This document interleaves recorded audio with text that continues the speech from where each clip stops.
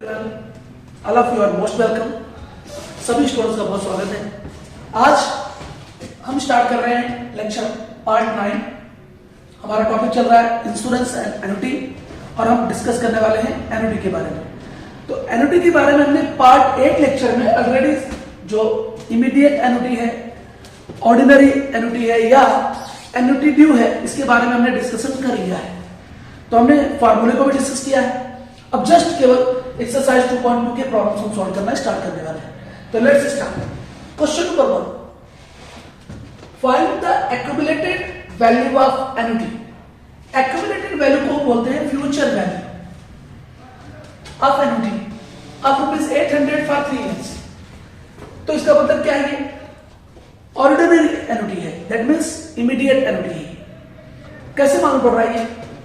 जो कि accumulated value निकालनी है आपको, और यहां पर फॉर 3 years बोला है, तो मतलब हम हर साल के अंत में ₹800 इन्वेस्ट कर रहे हैं 3 years तक के लिए, और रेट ऑफ इंटरेस्ट दिया हुआ 8% कंपाउंडेड एनुअली है, और गिवन आपको इंफॉर्मेशन में 1.08 की वैल्यू दी हुई है 1.2597, और इसके बेस पर हमें निकालना है क्या? Future value of annuity, that is accumulated value of annuity.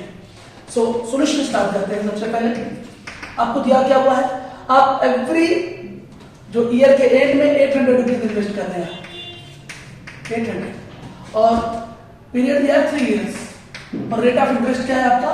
8। तो दैट इज आई इक्वल क्या हो जाएगा? R/100, 8/100, दैट इज हो जाएगा ये 0.08।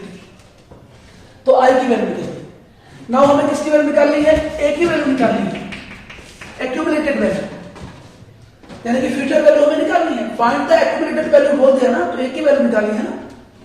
सो क्या करेंगे? हमारा formula A equals to C/I inside large bracket या बिग ब्रैकेट, उसके बाद इनसाइड स्मॉल ब्रैकेट क्या हो जाएगा? 1 + I raised to n-1। This is our formula. Now put up the value. A निकालना हमें है, C की वैल्यू 800 दिया हुआ है, I की वैल्यू 0.08 है,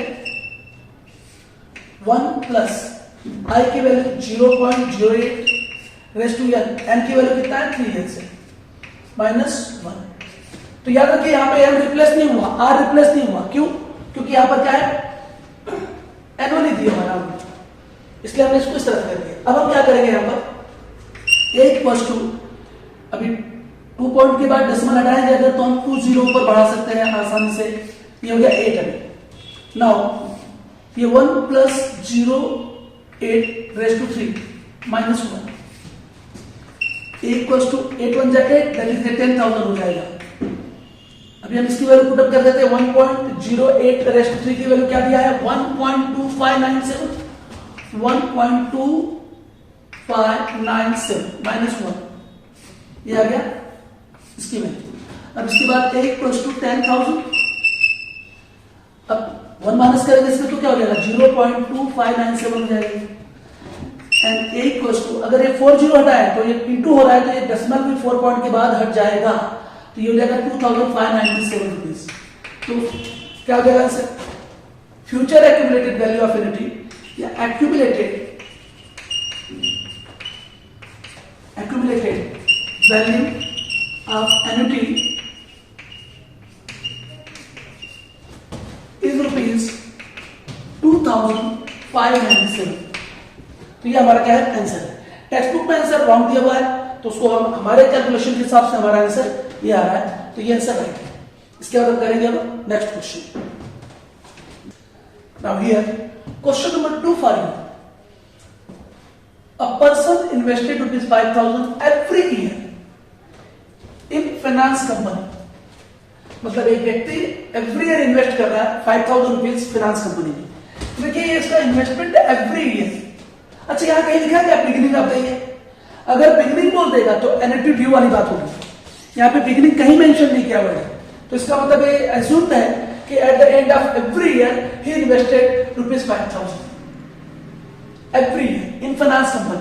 जब एवरी ईयर रहे या एनुअली रहे तो कोई टेंशन नहीं होता है। जैसे हमने 5 बातें दिया था आपको पार्ट 8 वीडियो में कि आर कैसे रिप्लेस होगा, जब क्वार्टरली रहेगा, मंथली रहेगा और हाफ ईयरली रहेगा तो ही आर और एन को रिप्लेस करेंगे आप। अगर एनुअली है तो आर और एन को रिप्लेस नहीं करेंगे, वो सिंपल वैसे ही रहेगा जैसा फार्मूला में है। तो ध्यान दीजिए, in a finance company that offered him interest compounded at 10% per annum, what is the amount accumulated after 4 year? That means हमको एक ही वैल्यू निकालनी है। आपको इन्वेस्टमेंट आपने कितना किया एवरी ईयर? 5000, तो सी की वैल्यू ₹5000। इसके बाद आपको rate of interest R equal 10% per annum, तो क्या हो जाएगा आपका I, that is I equals to R upon 100, that is 10 upon 100, 0 0 cancel, that is 0.1, तो आई की वैल्यू 0.1 होगी। इसके बाद आपको प्रॉब्लम में दिया है एन की वैल्यू कितना दिया है आफ्टर 4 ईयर, तो एन इक्वल 4 ईयर्स। हमको निकालना क्या? Accumulated value, that is future value of annuity. तो सिमिलर क्वेश्चन नंबर 1 के जैसा ही फार्मूला इसका बात करके करना है। Very simple, A equal C upon I inside large bracket, फिर उसके बाद inside small bracket 1 plus I raise to N minus 1। Very simple formula. अब हमें ए की वैल्यू निकालनी है। सी कितना दिया हुआ है? 55,000। आई कितना हमारे पास है?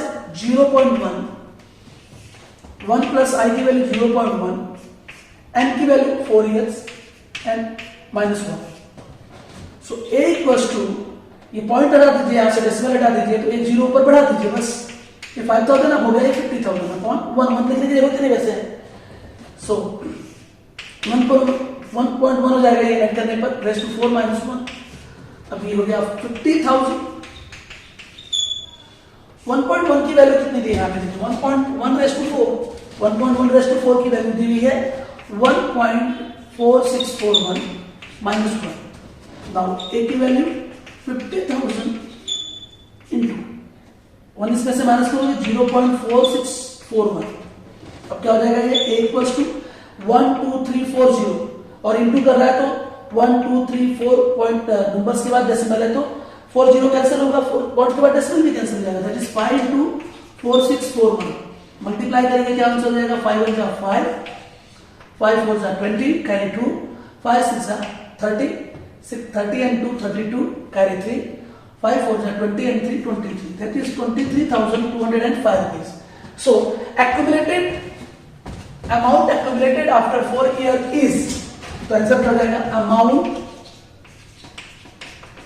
accumulated after 4 years is rupees 23,205. This is the answer. So बहुत ही सिंपल क्वेश्चन था ये और बहुत ही सिंपल आंसर इसका, just like first question. Second question का आंसर भी हमने ऐसे किया। सो अब इस क्वेश्चन के बाद हम करने वाले हैं इसमें थर्ड क्वेश्चन। सो ये 2 क्वेश्चन हो गए, अब हमारे थर्ड क्वेश्चन में देखिए, फर्स्ट 2 क्वेश्चन में यहाँ पे जो इमीडिएट एनुटी का जो पेमेंट था वो क्या था? ईयरली था, इसलिए यहां पर आर और एन दोनों की वैल्यू रिप्लेस नहीं हुई। थर्ड क्वेश्चन में शायद 6 मंथली या हाफ ईयरली पेमेंट है, तो वहां पर आर और एन दोनों रिप्लेस होने वाले हैं। तो अगले क्वेश्चन पर बहुत विशेष ध्यान दीजिएगा। नाउ क्वेश्चन नंबर 3, देखिए क्वेश्चन नंबर फर्स्ट, सेकेंड और now this one is question number 3। First and second में क्या था? हमें क्या निकालना था? Accumulated amount after 3 years first question में था, accumulated amount after 4 years question number second में था। क्वेश्चन नंबर थर्ड में क्या पूछ रहा है? Find the amount accumulated after 2 years. तो continuously first, second and third question में हमें एक ही वैल्यू निकालनी है, एक्यूमुलेटेड अमाउंट आफ्टर 2 इयर्स, और आपको सी की वैल्यू दी हुई है। क्या कह रहा है? If a sum of ₹24,000 is invested every 6 month, हर 6 महीने पर, हाफ ईयरली इन्वेस्टमेंट है। तो फर्स्ट 2 क्वेश्चन में क्वार्टरली आया क्या? नहीं। हाफ ईयरली आया क्या? नहीं। मंथली आया क्या? नहीं। फर्स्ट 2 क्वेश्चन में एनुअली था, इसलिए आर और एन को हमने रिप्लेस नहीं किया। ध्यान दीजिएगा, पार्ट 8 वीडियो में मैंने क्लियरली एक्सप्लेन किया हुआ है कि आर और एन को कब रिप्लेस करने का, जब आपको पेमेंट करना हो क्वार्टरली, हाफ ईयरली या मंथली, तभी। सो एकदम सिंपल है, एकदम कोई कोई डाउट नहीं होना चाहिए इसको सॉल्व करते हुए। सबसे पहले देखिए, आप एवरी 6 मंथ में इन्वेस्ट कर रहे हैं 24,000, तो सी की वैल्यू मैंने आपको पहले एक्सप्लेन कर दिया है कि सी की वैल्यू क्या होगी, ठीक है। इसके बाद यहां पर सिंस पेमेंट और investment is made every 6 months, therefore and अगर मुझे बताइए 2 साल तक इन्वेस्टमेंट करना है, यहां पे बोला ना, यहां पर कितने साल के बाद, 2 years के, आप 2 years के लिए इन्वेस्टमेंट कर रहे हैं और एवरी 6 मंथ पर इन्वेस्टमेंट कर रहे हैं। शुरू में कुछ नहीं कर रहे हैं, इमीडिएट एनुटी है या ऑर्डिनरी एनुटी है, तो हर 6 महीने पे आप 24,000 रुपीज इन्वेस्ट करें। तो 1 साल में 2 बार करेंगे, तो 2 साल में कितनी बार इन्वेस्ट करेंगे, 4 बार, तो n की वैल्यू हो जाएगी 4। यहां पे ध्यान देना है अपना, therefore n is replaced by 2n, हमने कहा था, तो n की वैल्यू है 2 into n क्या है, 2 years है, तो हो जाएगा 2 to the 4, तो यहां पर जो आएगा n की वैल्यू 4 हो जाएगी। And r is replaced by r upon 2, हमने कहा था ऐसा, r कितना यहां पर है, रेट ऑफ इंटरेस्ट 12% है, तो हाफ ईयरली कितना हो जाएगा, 6% हो जाएगा। तो नाउ दैट इज i की वैल्यू कितनी हो जाएगी, r upon 100, तो 6 upon 100 दैट इज 0.06, एकदम ध्यान देना। ये सबसे मेन है, हाफ ईयरली होगा तो मैंने एक्सप्लेन किया था कि हमें क्या करना होगा, n को रिप्लेस करना है 2n से, r को रिप्लेस करना है r upon 2 से, और फिर उसकी वैल्यू करनी है।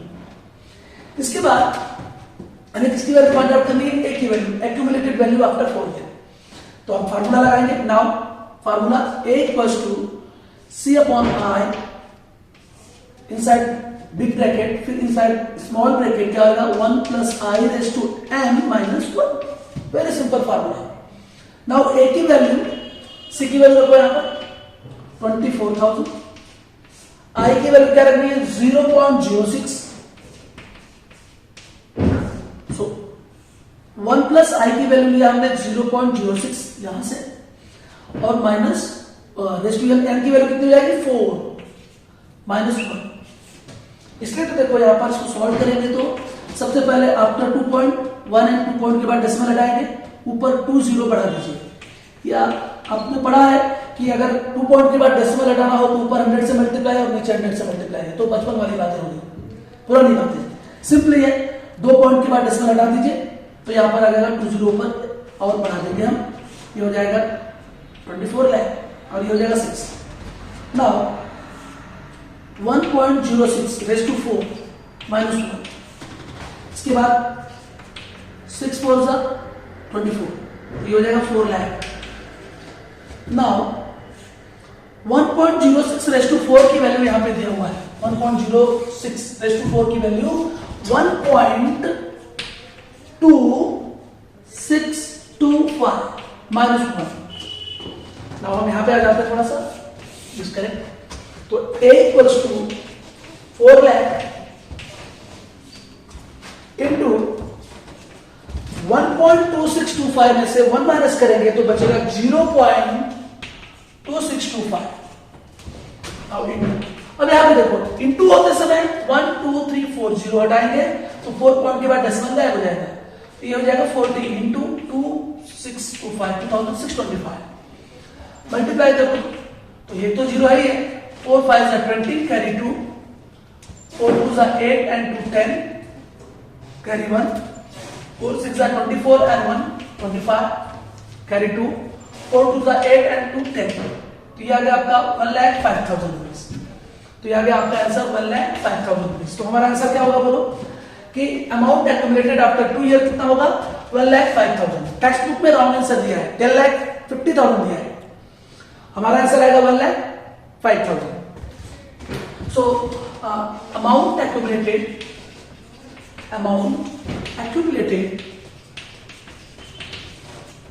After 2 years is rupees 1,05,000। ये एज पर अवर कैलकुलेशन हमारा आंसर ये आता है। सो डाल दीजिए यहाँ पर, ये था क्वेश्चन नंबर 3। तो हमने इस लेक्चर में हमने कंप्लीट किया first second and third question. Next part 10 में हम आएंगे और कंटिन्यूस करेंगे 4th, 5th और 6th क्वेश्चन तक। टिल देन आप अच्छी तरह से वीडियोस को देखते रहें, लाइक करते रहें, कमेंट करते रहें, दोस्तों से के साथ शेयर करें और प्लीज जिन्होंने चैनल को सब्सक्राइब नहीं किया है वे चैनल को सब्सक्राइब करें और दूसरों को भी ज्वाइन करने के लिए कहें। आपका बहुत बहुत धन्यवाद। Thank you.